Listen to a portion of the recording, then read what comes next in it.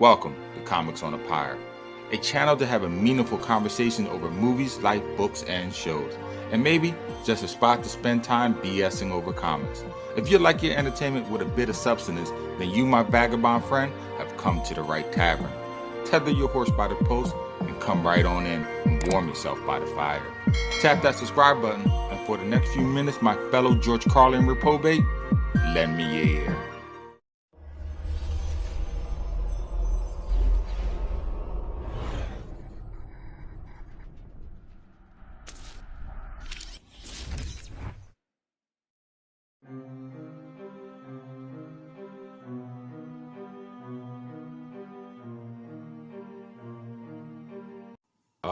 Amazing Fantasy issue number 15, published in August of 1962.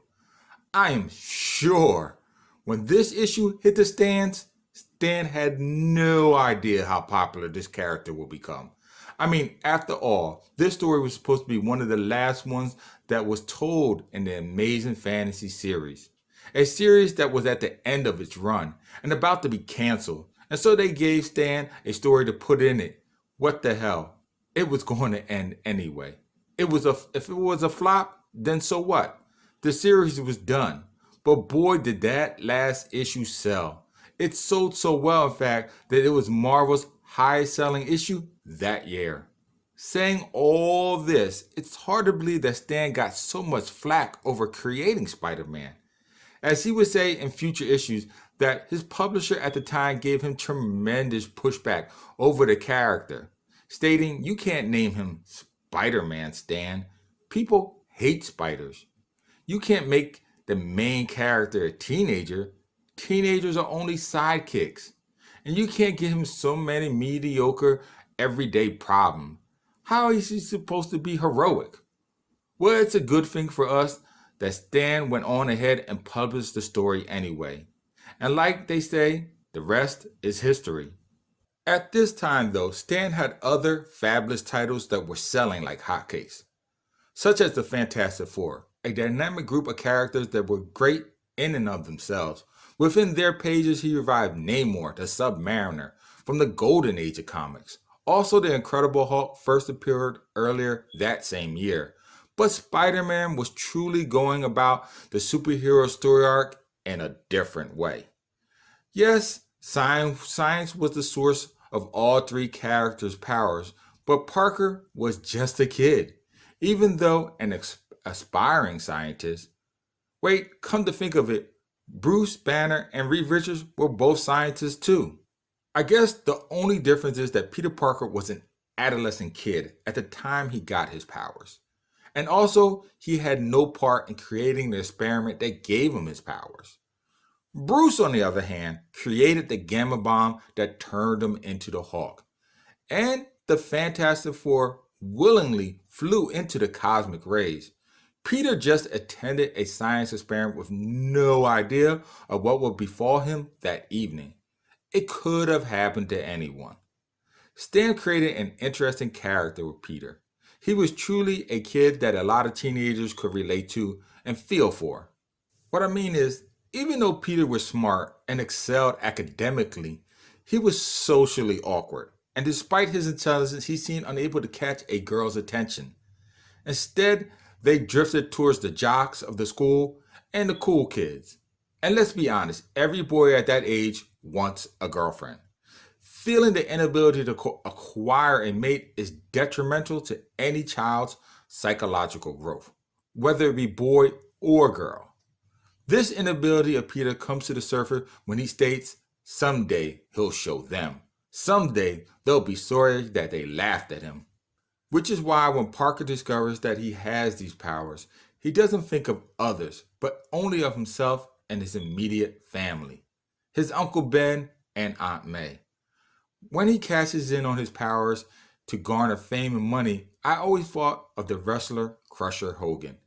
Man, it would have been cool if Marvel would have tied in Absorbing Man's Carl Crusher Creel character instead of into his origin story as Spider-Man. Thus, this issue would have been the first appearance of two Marvel iconic characters. Just Creel wouldn't have had his powers then. Oh well. I don't know if a lot of people know this, but Creel was a boxer in his youth, before he became the Absorbent Man. It would have been a simple change of profession to wrestler to add him into the story, but I guess that would have been planning too far ahead.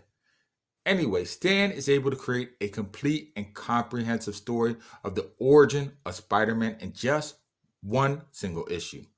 Because of Peter's arrogance and his feelings of self-entitlement, one of the only two people that he has ever loved would die, his Uncle Ben. Because Parker took no interest in stopping a burglar that was fleeing the cops days earlier, his uncle died and was shot down by the very same man that he let slip by him previously. That one action, or one can say inaction, would prove to be the tap on the shoulder reminder for the rest of Parker's life.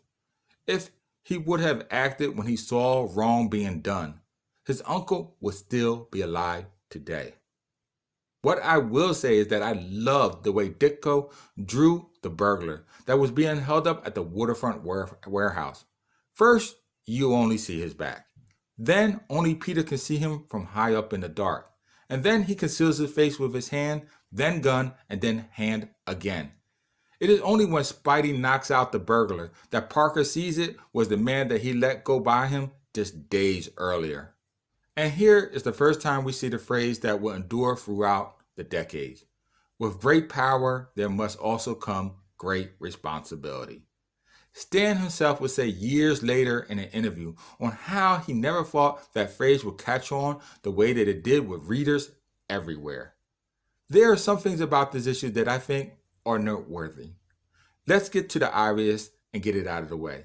In this issue of Amazing Fantasy 15, we get the foundation, ground zero layout of the Spider-Man mythos. We are introduced to the whole cast, Uncle Ben, Aunt May, and Flash Thompson, and are introduced to the red and blue suit with the webbing underarm decor. Myself, I personally never liked the webbing in the armpit. It served no purpose and made Spidey look like he was going to take off and fly or something. Also, I was not a big fan of the triggers and the web for the web activation. These pads nearly took up the whole palm. How is Parker supposed to throw a punch? A clenched fist would surely activate the webbing. But I do see why Stan chose Steve Ditko to draw Spidey instead of Jack Kirby, his main go-to guy at the time. Steve illustrates Parker more like a nerdy, pencil-headed, weak kid, and Kirby draws his characters more powerful and dynamic, even when they are just average people. I guess when Kirby draws, the pen just leaps out of his hand and sorts of has a mind of his own. But I did find it interesting and a little off-putting that even though Ditko drew the interior of the comic, why did Kirby draw the cover? Ditko's original cover art concept is shown here. If Stan found Kirby to be unsuitable to draw Parker, then why place his art on the cover? I guess we'll never know. Either way, what was born that day was pure comic gold. Well, that's it for this episode. If you like this video, then by all means check out my YouTube comic-based channel, Comics on the Pyre, for other videos like this one. While there, make sure to tap on the bell to be notified when the next video drops. And oh yes, as always, until next time, keep reading, my friends.